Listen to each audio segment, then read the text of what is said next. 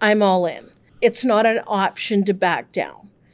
So I had to sell my home to keep Rival going. When you see lives being changed, when you look at what you have to sacrifice for people to have hope again, to feel joy, it makes it all worth it.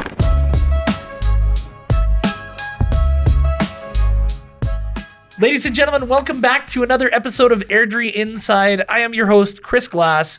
We are at the beautiful Rival Axe facility here. I'm looking at the beautiful bar that we have. There's a stage, there's games, there's a boardroom upstairs that we're going to talk about because I am sitting with the owner and founder of this place, Joni Daley. Welcome to the show. Thanks, Chris. It's exciting to be here with you. Well, and this is the third out of 3 shows that we're filming here this morning. So you've got to see the format up close and personal. We're glad to have you here, and thank you so much for hosting us. Thank you. It's great to have you. It's really exciting, and it's awesome to see other people and hear other people's stories too today. So, well, there's so many great stories floating around our city, and so many talented people, and we wanted to really take the opportunity to raise up some voices and raise up some stories. Your story is no different. So tell me how you became an Airdrie girl. Oh, golly. I became an Airdrie girl, officially addressed back in 1999. Okay. My husband and I did a lot in Airdrie prior with our kids and different things, but we had moved away to follow his career. And then we came back due to his illness. He had gotten cancer, and we came back and he passed away back in 1999 due to cancer. And so we became Airdrie residents, the kids and I, at that point. So I have left now. I'm in Crossfield. So, but Airdrie's still the heart. I still have a huge heart for Airdrie and surrounding area communities, so. Well, we do love Crossfield here on the show too. Especially all those football players from W.G. Murdoch who come into the Mustangs and help us out at George Mack. Okay, so you're living out in Crossfield. Yeah. And you've raised 3 kids. Yes. That's exciting. So tell me about them. Well, all 3 are with their partners and grandchildren. All of them are very entrepreneurial. Okay. My oldest daughter, Jenna, is actually now a partner of Rivals. Okay. But all of them have a little bit of something to do with here. I know my one daughter, Hannah, she's very involved as well. My son, Lucas, is behind the scenes, always helping. And their spouses, all of them are very, very helpful. So there's a lot of family when you look around here. There is. Even my grandchildren, who are 8 and 9, they're very involved. They are constantly helping, cleaning, serving. Last night, my grandson was coaching. So it is a family-run business, and even our staff become family. Right. It is very family-driven, family-oriented. Yeah. So I'm starting to see a lot of really unique businesses showing up in Airdrie with non-traditional business models and non-traditional venues like we see here. I mean, I don't think I've seen anything like this that you put together. So let's talk about your entrepreneurial journey and how you started Rival and how it's transformed into what we see today. Okay. I had another company for 20 years. In Airdrie. We serviced all of Alberta. Actually, it was a medium, large-sized janitorial commercial labor company. So we did a lot of large construction kind of stuff. I guess my biggest highlight would have been the Bow Tower downtown Calgary. Oh, wow. Okay. That was one of my final big projects before I had to make a shift. I became quite ill with a pancreatic tumor, which we know are not an easy thing to go through. No. Thankfully, I was able to have surgery, and I made it. And at that point, we made a decision. I had this space as part of that company, and I also had an automotive detail business and to help our staff keep being employed, right, in between big projects. So it was at that point, it was decided I can't keep doing that. It just wasn't feasible for my health Right. or my family. We had to make some adjustments of what could possibly go wrong and Yeah. how do you sustain a company that has a lot of employees. So you want to make sure you're protecting those families. Even if I was taken out, how do we continue to keep those families supported? Right. So we transitioned. We did a lot of thinking and praying and saying, okay, what are we going to do with this space? What's my purpose? What's my mission? What's my vision? Yeah. And it came to be very clear. My purpose, mission, vision is to create a place that community can be built where people can come, feel loved, and we can serve. And so how do you do that? How do you bring Yeah. more people into this space so that we can love on people? I was at the surgeon's and I had this vision of axes. I had never even thrown an axe in my life. And so I texted my son Lucas because he was working with me with the other company. And I said, I think I have a vision. We're supposed to do axe throwing. And he goes, what? And so we met here an hour later. We drew out the plan of what it would look like. The city was very gracious with us. And within a week or two, we were able to open our first 2 axe throwing lanes. So wait a minute. You went from a surgeon's table and having an idea to 2 weeks later to actually. Well, I was in recovery. So I was still in recovery. And with that type of surgery, you do have a lot of extra parts hanging from you. So yeah, but it wasn't an option. I'm a widow. I have no husband out working. Right. I have to support not only my family, but like I said, at that point, we probably still had 100 staff. So Wow. you have to keep going. How are you going to pay the bills? We'd signed a new lease. Like, how are you going to pay for this? So it's Yeah. like, okay, well, there's no stopping. Like and I don't have, you can't go on EI. Like, it just doesn't work. So you just have to make it work. So yeah, we transitioned right away. And we ended up having 2 axe throwing lanes. Probably in the morning, we'd arrive at around 7, detail cars. 5 o'clock, push everything away, do axe throwing, and just repeat it every day. And it was just, you just keep going. And then there was a point where we really wanted to get alcohol because we thought it's just nice to maybe be able to come and have a beer with your friends or whatever. Yeah, and the corporate events. Yeah. You know, like it's such a fun activity, and then they're gonna go to the pub if you don't 100%, have it, or they can 100%. stay here. Yeah. So to fulfill the mission vision about having a place that people can come, you can't have both companies in one space. So we had to, with a leap of faith, close absolutely every other business. Wow. And fully go head on with Rival because otherwise you couldn't get a liquor license. So I'm like, okay, well, we're all in now. Right. So awesome, great community support. And back then, I believe I got Smart Start. Tara Levitt kept asking, do you want to join Smart Start? And I'm like, no.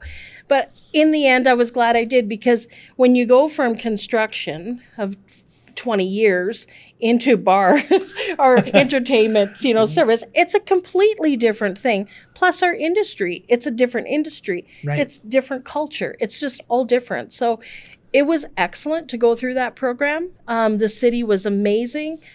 Economic department, phenomenal still to this day. They've always been such a huge part of here's an opportunity. Maybe take a look at this.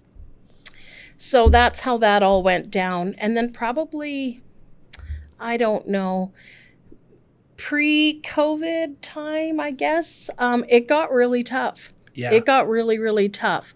And there was a time where it was like, okay, I'm all in. Like, I'm all in. Yeah. And that's like, it's not an option to back down.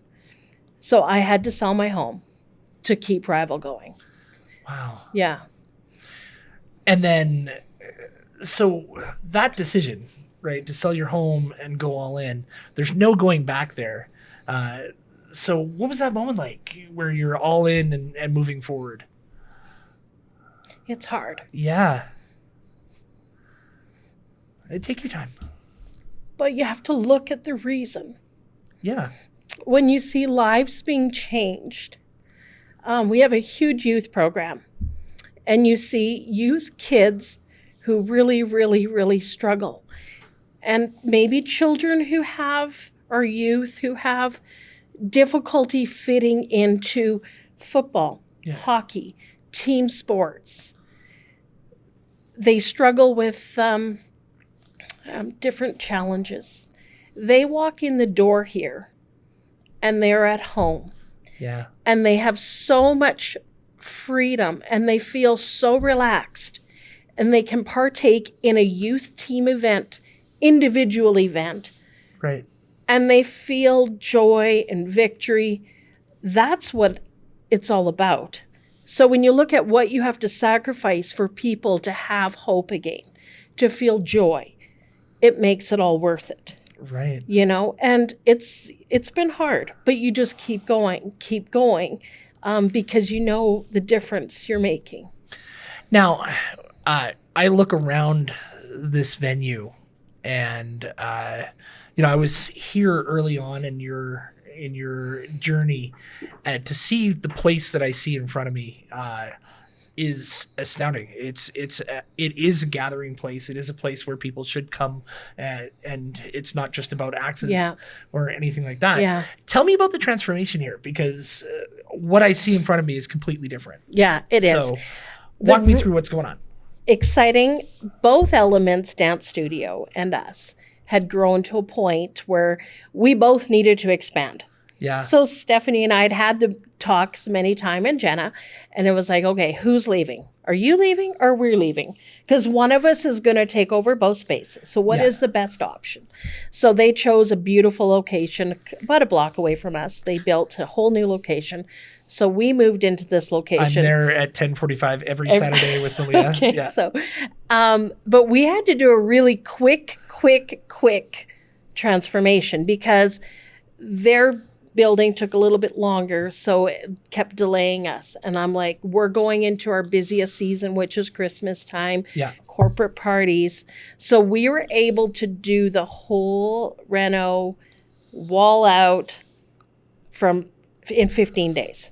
That's amazing. So we did this in 15 days, lots of blood, sweat, tears, and a lot of our really key core people who come here and throw axes were a part of it. They were like, we need this. Yeah. So we're going to make this happen. So we have superintendents who work for large construction companies. They all volunteered their time. They gave everything they had, working all day long at their job, then coming here and helping us. So it's been a whole community to make this happen. Right. And even the new upstairs, which we just finished 2 weeks ago, it's allowing us to really build into the corporate team building area where they really do not only need fun, they need a place where they can sit down and really go through some planning and have a comfortable environment. Because sometimes you need to have not just a board table, but maybe go sit on the lounge and just sit on the couch and just really just get into it, the meat of it. That's why we called it the upper room, because, great things happen up there, and we just really wish the best for anybody who comes in here. So the upstairs is a very interesting thing for me, because I think it fills a bit of a void that we have in the city. Everybody looks to our actual city, the city of Airdrie, to provide gathering spaces, boardrooms, and places like that. But seeing the private sector kind of jumping up and saying, hey, we've got this really nice space. It fits our business plan, that's exciting for me to see, because it's another place for Airdronians to go to rent out, for businesses to rent out. So tell me about upstairs. What can people expect from the upstairs room? Well, even for Jenna and I, we go away for our yearly planning. Yeah. And it's not a coffee shop, because you don't want to sit at a coffee shop. You might need 8 hours for 3 days straight, right? So and you don't want to just sit at a table. So we've had to go, and we've rented to a hotel downtown Calgary where we go and stay there, and we use their concierge lounge. But that's where it was we really knew that it wasn't just that was needed. We needed to create a space that had areas to break out, nice sunlight. You need big TV. You might need a big whiteboard. But just a place when you walk up there, you go, oh, wow, Yeah. this feels good. And I'm you're not like, in the office. I'm not in the office, but I'm But I have actually what I not need. sitting in a sterile, just room with table and chairs around it. I actually feel comfortable. And that it's about creating an atmosphere where you can get the juices going and stuff and relax. Yeah. Because sometimes you just need to, you might be going into a difficult meeting and there might be a little bit of stuff going on. But this, I just really feel it creates a place of just calmness, restfulness, and so it's really nice. And we can serve them. Once again, it Right. falls under serving, making sure, do you have everything you need? How can we make this better for you? Yeah. And we also partner with some amazing restaurants and they just cater, they'll bring it in. I serve all their meal on the main floor so that if they are here for the whole day, come on down, relax, throw some darts or Yeah. throw some corn bags or whatever, cornhole bags, and just disengage for an hour, have your lunch, enjoy it, have a drink if you want or whatever. So it's just creating a different type of space for people Yeah. that isn't here, I don't think, in Airdrie No. or surrounding area. And you see some places that have one or the other. They have the breakout rooms for corporate events. It's usually a hotel that doesn't have the entertainment afterwards. Yeah. It may have a bar, it may have food, Yeah. but this is really a place where somebody could come, do a corporate planning session, Yeah. have a social afterwards, and all keep it under one roof. It's a really neat concept. Yeah, it is really awesome. And another thing that we've been attracting is tour companies. Okay. Right? So that's kind of fun. We've got the space. And so a portion of the tour is a stop here. And they have their big cowboy hoedown dinner. So we get all the barbecued smoked meats and stuff for them in. And once again, sometimes they may use the upstairs for the beginning of this is what your tour is going to be like. So they've changed it up a little bit, but it just is creating another avenue for people to come in and experience Alberta. Right. What do you think the future holds for Rival? Right? Like I know coming into the summer, you've got a great patio space that you're going to open up. But with this facility, I think the sky's the limit. So what are you looking forward to the most?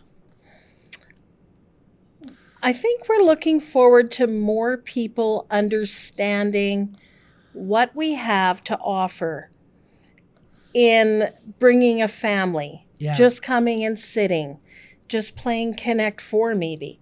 Like you don't have to axe throw, but just being available for a place to people can come and just build relationships. Yeah. Because that's just really important. It's something that's lost in families even. Just sitting down and visiting over something, right? And I think that's what we're looking forward to, is having the space so people can come and congregate. And even like the patio, it is Yeah. really fun in the summer with the bonfires and stuff going and the big patio doors opened in the back of the building and stuff like that. So just Right. more people knowing about us would be fun. Excellent. Yeah. I've spent the morning here and I've heard your personal story and your personal journey and the struggles you've gone through, not only with your health, with your husband, even as an entrepreneur.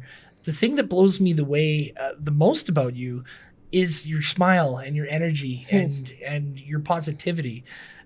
How is that possible? How are you so positive? How are you so? It's very inspirational to me to see somebody who's persevered so much and comes out of it with such a positive outlook. So how do you keep that outlook? Probably my faith, Yeah. but also what is the option?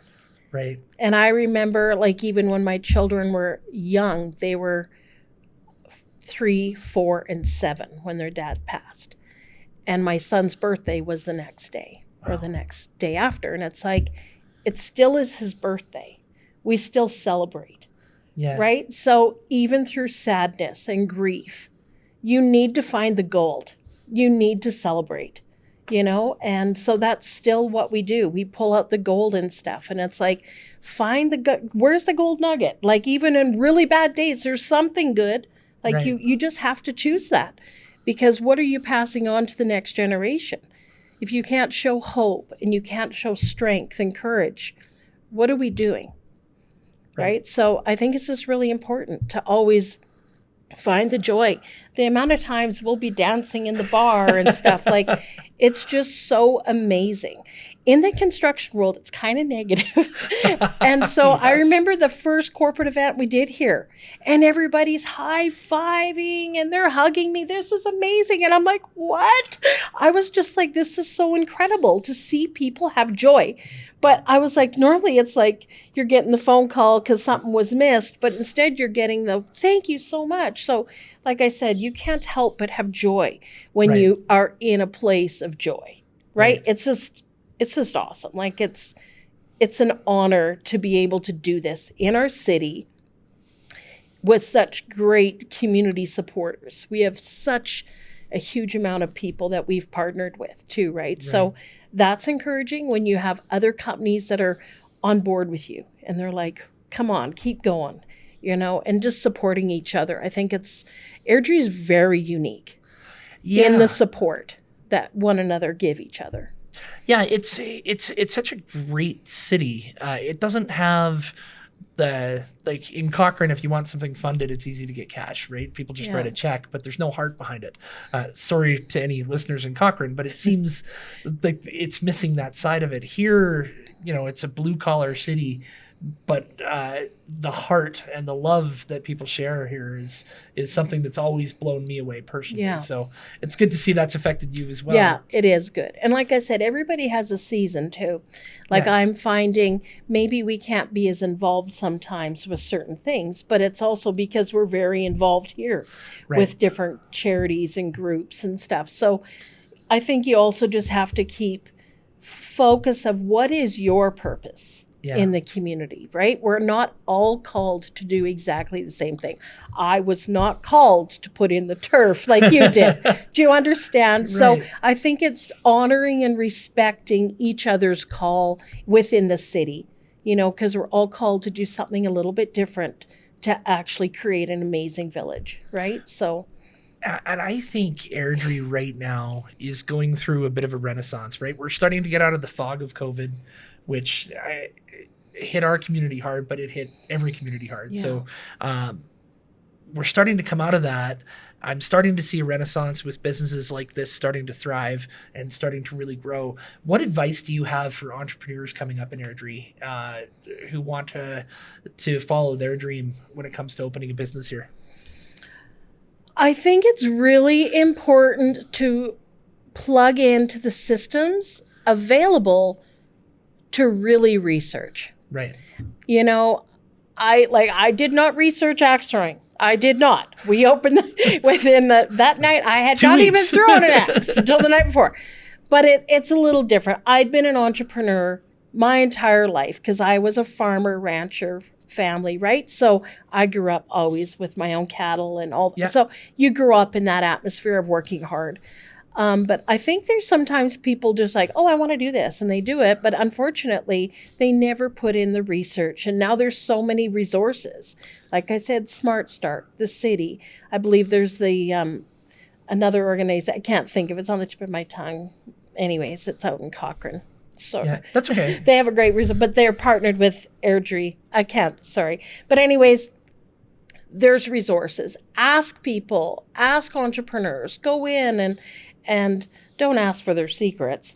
A lot of times, how do you, but it's okay to ask and get mentors and stuff, because I think it is important to do the work behind before you just open up something.